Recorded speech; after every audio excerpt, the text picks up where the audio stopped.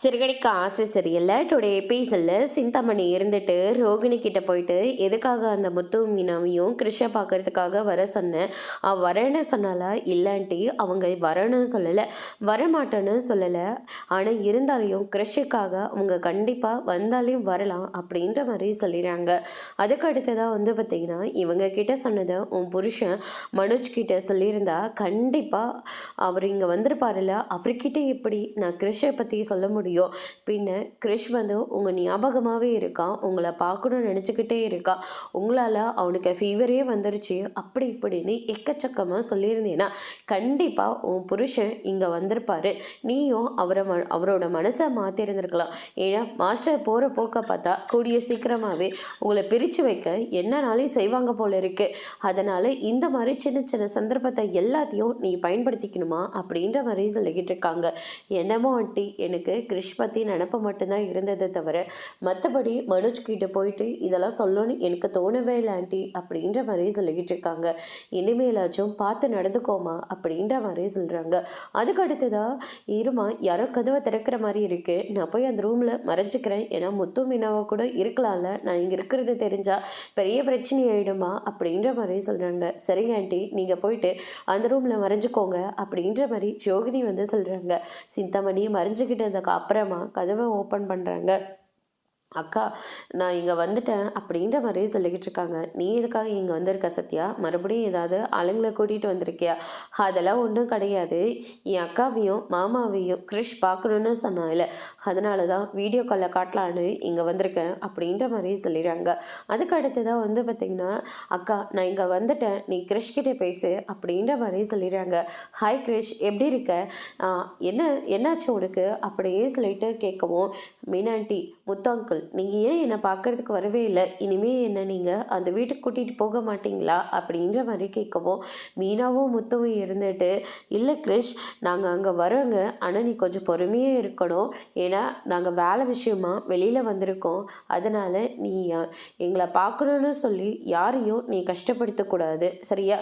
எப்போ பார்க்கணுன்னு நினைக்கிறீங்களோ கண்டிப்பாக நாங்கள் வேலையெல்லாம் முடிச்சுட்டு உன்னை கண்டிப்பாக பார்ப்போம், அது வரைக்கும் எங்களை பார்த்தே ஆகணும்னு சொல்லி இப்படி உடம்ப போட்டு வதச்சிக்க கூடாது, சரியா? அது மட்டும் இல்லை, இனிமேல் உங்கள் அம்மா தான் உனக்கு எல்லாமே, இனிமேல் அவங்க என்ன சொல்கிறாங்களோ அதை நீ கண்டிப்பாக செஞ்சுக்கணும், சரியா? அப்படின்ற மாதிரியெல்லாம் நம்ம முத்து மீனா கிரிஷ்க்கு எடுத்து சொல்லி புரிய வைக்கிறாங்க. ரோகிணியும் எட்டி பார்க்குறாங்க. சத்யா, நீ கிரிஷை மட்டும் காட்டு, தேவையில்லாமல் மற்ற யாரையும் நீ காட்டாத அப்படின்ற மாதிரி சொல்கிறாங்க. முதல்ல அங்கேருந்து எந்திரிங்க அப்படின்னு சொல்லிட்டு சத்யா இருந்துட்டு ரோகிணி அங்கேருந்து அனுப்புகிறாங்க. சரி கிரிஷ், நீ பார்த்து பத்திரமா இருந்துக்கோ, உடம்பு சீக்கிரமாக சரியாக்கிக்கணும், ஸ்கூலுக்கு கரெக்டாக போகணும், அடம்பிடிக்கக்கூடாது, சரியா? அப்படின்ற மாதிரி அட்வைஸ் பண்ணுறாங்க. அதுக்கு அடுத்ததாக பார்த்திங்கன்னா, நம்ம மீனாக இருந்துட்டு எதுக்காகங்க அவங்கள தனியாக தூக்கிட்டு வர சொன்னவே கிருஷ்ண நம்ம பார்த்துருக்கலாம்ல, எதுக்காக வீடியோ காலில் பார்த்தீங்க அப்படின்னு சொல்லிட்டு கேட்கவும், கோர்ட்டில் வேறு கேஸ் போயிட்டுருக்கு, இந்த மாதிரி சமயத்தில் கிருஷ்ண நம்ம அங்கேயும் இங்கேயும் அலப்பைக்கக்கூடாது, அப்படியே மீறி பார்த்தாலையும் அந்த பார்லர் அம்மா ஏதாவது ஒரு பிளான் போட்டுட்டு தான் வரும், அதனால தான் இப்படி ஒரு யோசிச்சு சத்யாவை நான் அந்த வீட்டுக்கு அனுப்பிவிட்டேன் அப்படின்ற மாதிரி சொல்கிறாங்க. நல்ல வேலை பண்ணியிருக்கீங்க நீங்கள் அப்படின்ற மாதிரி நம்ம மீனா சொல்லிக்கிட்டு இருக்காங்க. எனக்கும் மூளை வேலை செய்யுமா அப்படின்ற மாதிரி ஒரு பக்கம் சொல்லிக்கிட்டு இருக்காங்க. அதுக்கு அடுத்ததாக பார்த்திங்கன்னா இந்த பக்கம் நம்ம ஸ்ருதி இருந்துட்டு நடுவில் ஒரு ஆளை நிற்க வச்சுட்டு நம்ம ரவிக்கிட்ட போயிட்டு பேசிக்கிட்டு இருக்காங்க. அந்த நீத்துவை பார்க்கறதுக்காக என் அப்பா அம்மா போயிருக்காங்க, பணத்தை கொடுத்ததுக்கு வேணாம் வேண்டாம் உன் மாப்பிள்ளையை நான் விரும்புகிறேன்னு சொல்லியிருக்கா, அவ்வளோ திமிர எடுத்தவாவ அவ என்ன சொன்னாலையும் அப்படியே கேட்டுக்கிட்டு இருக்காரு, வர வர எனக்கு பிடிக்கவே இல்லை அப்படின்ற மாதிரி சொல்லிக்கிட்டு இருக்காங்க.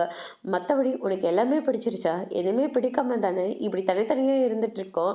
இங்கே பாருங்கள், அவங்க அப்பா அம்மா போய் பார்த்தது எனக்கு நல்லாவே தெரியும், நீத்து பணத்தையும் வேண்டான்னு சொன்ன விஷயமும் எனக்கு தெரியும், ஆனால் என்னதான் லவ் பண்ணுறன்ற விஷயம் எனக்கு தெரியாது அப்படின்ற மாதிரி சொல்லிக்கிட்டு இருக்காங்க. அடிச்சு போடா, அடிச்சு போடி அப்படின்னு சொல்லிட்டு ரெண்டு பேரும் மாறி மாறி சண்டை போட்டுக்கிறாங்க. அதுக்கு அடுத்ததான் இந்த பக்கம் நம்ம மனோஜை வெளியே போட்டு விட்டுறாங்க. வெளியே உட்காந்துக்கிட்டு அவர் ரொம்பவே வருத்தத்தோடு இருக்காங்க. நடுவில் இந்த கொசு தொல்லை வேற தாங்க முடியல அப்படின்ற மாதிரி சொல்லிக்கிட்டு இருக்காங்க. மீனா இருந்துட்டு ரூம்குள்ளே போகிறதுக்காக கதவை தட்டிக்கிட்டு இருக்காங்க.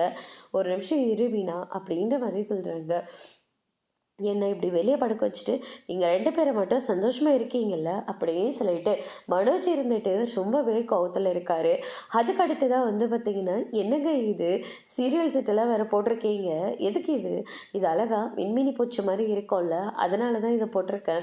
ரொம்ப நாள் கழிச்சு ரூமில் இருக்கோம், ஏன்னா இத்தனை நாள் வெளியே படுத்துக்கிட்டு இருந்தோம், யாராச்சும் வந்துடுவாங்களான்னு சொல்லிட்டு அதிகமாக பேசக்கூட மாட்டோம் அப்படின்ற மாதிரிலாம் முத்து வந்து சொல்லிக்கிட்டு இருக்காங்க. ஆனால் இப்போ அப்படி கிடையாது இல்லை, நமக்குன்னு ஒரு ரூம் வந்தாச்சு, நம்ம ரொம்ப சந்தோஷமா இருக்கலாம் அப்படின்ற மாதிரி சொல்லிக்கிட்டு இருக்காங்க. அது மட்டும் இல்லைங்க, இந்த ரூம் கிடச்சிருச்சுன்னு சொல்லிட்டு நம்ம மேலே ரூம் போடுறத மறந்துடக்கூடாது. அதெல்லாம் எனக்கு நல்லாவே ஞாபகம் இருக்குது. இந்த ரூமுக்காக கூட எங்கள் அம்மா சீக்கிரமாக மனோஜுக்கு வேற ஒரு பொண்ணை பார்த்து கல்யாணம் பண்ணாலே பண்ணலாம் அப்படின்ற மாதிரியெல்லாம் நம்ம முத்து வந்து சொல்லிக்கிட்டு இருக்காங்க. அதுக்கு அடுத்ததாக 2 பேரும் சந்தோஷமாக அவங்க வாழ்க்கையை தொடங்குறாங்க. அதுக்கு அடுத்ததாக வந்து பார்த்திங்கன்னா, மனோஜ் இருந்துட்டு வெளியில் ஒரு இடத்துல காரை நிப்பாட்டி வச்சுருக்காங்க. ரோகிணி காரில் ஏறி உட்காந்துக்கிட்டு பயங்கரமாக பிரச்சனை பண்ணிக்கிட்டு இருக்காங்க. நம்ம 2 பேரும் ஹஸ்பண்ட் ஒய்ஃப் லாங் டிரைவ் போய் ரொம்ப நாள் ஆச்சு, ஒரு லாங் டிரைவ் போகலாம் அப்படின்ற மாதிரி சொல்லிக்கிட்டு இருக்காங்க. நான் உன் கூட பேசுறது தெரிஞ்சா எங்கள் அம்மா பயங்கரமாக சண்டை போடுவாங்க, மரியாதையாக கீழே எந்திரிச்சு போயிடு அப்படின்ற மாதிரி சொல்லிக்கிட்டு இருக்காங்க. எப்போ பாரு அம்மா அம்மான்னு சொல்லிக்கிட்டு, இப்போ உங்கள் அம்மாவை பற்றி யோசிக்காது, என்னை பற்றி யோசி அப்படின்ற மாதிரி ரோகிணி வந்து சொல்லிக்கிட்டு இருக்காங்க. அதுக்கு அடுத்ததான் உன் கூட பேச ஒன்றும் இல்லை, காரை விட்டு இறங்கு, நான்லாம் இறங்க மாட்டேன், நீ இறங்கலைன்னா இரு, நான் இறங்குறேன் அப்படின்னு சொல்லிட்டு நம்ம மனோஜை காரை இறங்கி விட்டுட்டு அவர் பாட்டுக்கு ஓடிட்டு இருக்காங்க. பின்னாடியே ரோகிணியும் துரத்தி ஓடிட்டு இருக்காங்க. ரோகிணி என்னை விட்டுரு, என்னால் ஓட முடியல, தயவு செஞ்சு என்னை விட்டுரு அப்படின்ற மாதிரி சத்தம் போட்டுட்டு இருக்காங்க. என்னடா இது, இவன் தூங்குற போது கூட அவ பேரை தான் சொல்லிக்கிட்டு இருக்கான் அப்படின்னு சொல்லிட்டு நம்ம விஜய் இருந்துட்டு ரொம்பவே கோவப்பட்டு அவரை எழுப்பி விடுறாங்க.